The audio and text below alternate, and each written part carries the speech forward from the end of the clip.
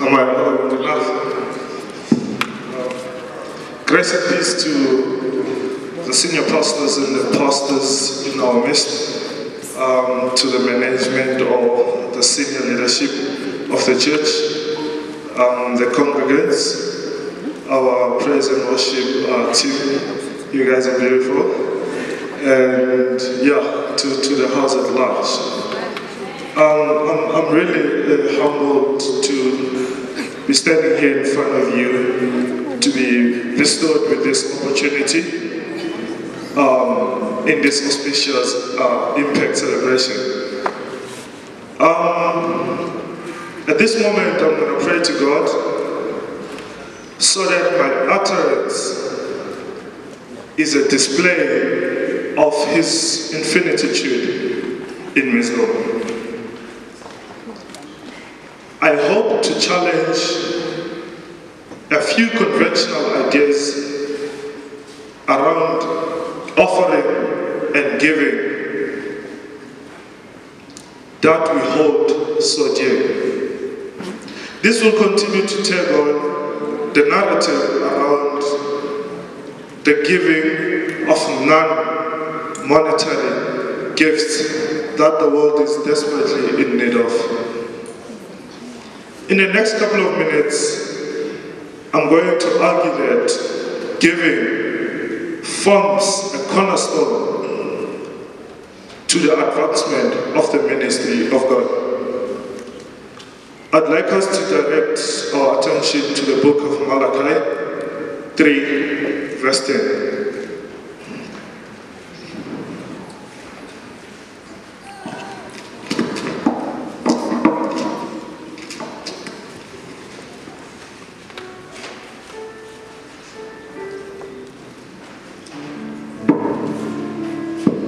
Can somebody who's much more eloquent than I am read for us?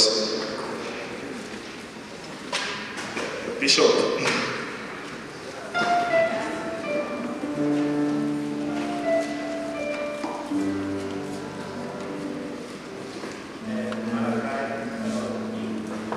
Malachi chapter 3, verse 10. Bring all the tithes into the storehouse, that there may be food in my house.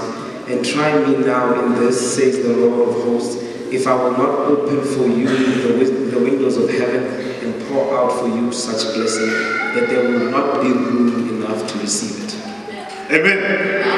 Amen. There's three important points that I want us to get from the scripture that has been read. The first thing that stands out for me is bring. What's the connotation you get when somebody says bring? What's the aura you get when somebody says bring? It resonates an element of command. God is not asking us. God is commanding us. In His very nature of commanding, He is commanding us to bring into His house. Amen. Can I get a hallelujah? Amen. The second important thing we get from that is that so that my house will have meat.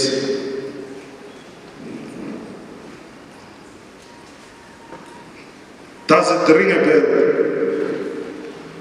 God is blessing us so that we can come back and make sure His house has meat. Let me bring context into what I'm saying. The chair you are sitting on top of has been bought. The mic I'm using in front of you has been bought. The sound, this building, it takes money for us to have such things. Now by meat, in layman's terms, you might think that we must always have food to come eat here at church. But then by meat, God is telling us that we need to capacitate His ministry. We need to make sure that the ministry has the resources to go out there and touch lives. You are sitting there today, you've been touched by this ministry because of somebody's offering. Why do you want to break the chain now? You've been touched sitting there today because of somebody's offering, but you want to break the chain. The modus operandi needs to change. The way we do things needs to change. God is commanding us to make sure that his house has food. And the last thing we get from that scripture is that he will bless us. You know, we were talking on the previous day in Night of Knowledge, and we were talking about the issue of blessings and stuff like that. As Christians, we have fallen into the trap that blessings are material stuff. We need to shy away from it. The gift of life, the gift of wisdom, the gift of fellowship, those are, in essence, the true blessings we should be appreciating in life.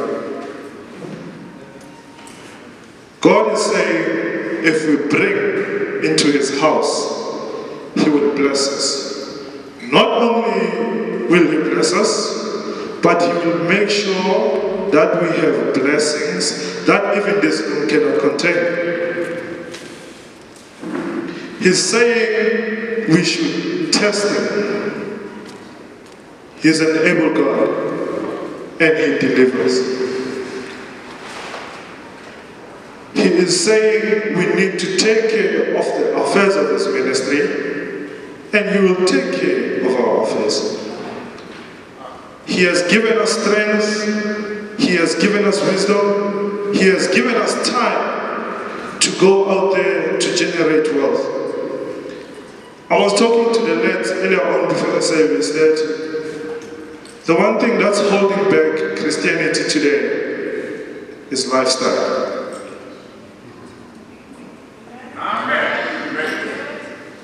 We go out there to generate wealth so that we can come back and be Instagram sensations, Facebook sensations, and all these new gimmicks we follow.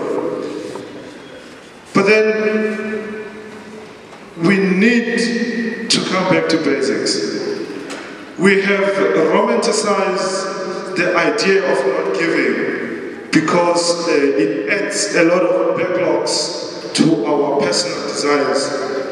I cannot give to the church, I haven't bought a car yet. I cannot give to the church, I don't have clothes.